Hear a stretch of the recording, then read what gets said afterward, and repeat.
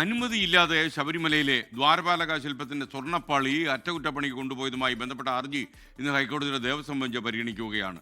സന്നിധാനത്തെ സ്വർണം പൂശലുമായി ബന്ധപ്പെട്ട എല്ലാ റിപ്പോർട്ടുകളും പിടിച്ചെടുത്ത് ഹാജരാക്കാൻ ഹൈക്കോടതി നിർദ്ദേശം കൊടുത്തിരുന്നു. കൊച്ചിയിൽ നിന്ന് നിതിൻ അംബുജൻ കൂടുതൽ വിശദാംശങ്ങളുമായി ചേരുന്നു. Nitin, good morning. എപ്പോഴാണ് ഈ കേസ് പരിഗണിക്കുക ഹൈക്കോടതി?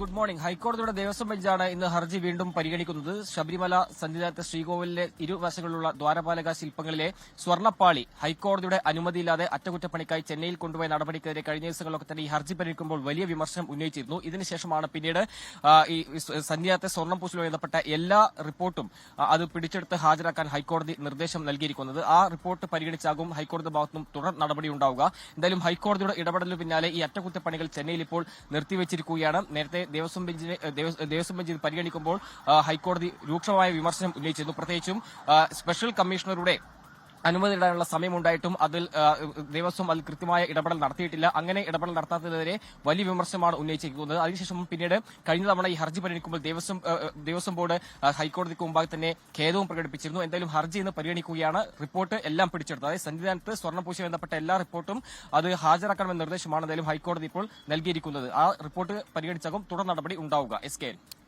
Okay, thank you. നിതിൻ അംബുജനാണ് വിവരങ്ങൾ നൽകിയത്. ലോകത്തെവിടെയായാലും ഏത് സമയത്തും 24 വാർത്തകളും ഓഗ്മെന്റഡ് റിയാലിറ്റി പാക്കേജുകളും എക്സ്പ്ലെയിനറുകളും വിശദമായി കാണാൻ ഞങ്ങളുടെ യൂട്യൂബ് ചാനൽ നിങ്ങൾക്ക് സബ്സ്ക്രൈബ് ചെയ്യാം.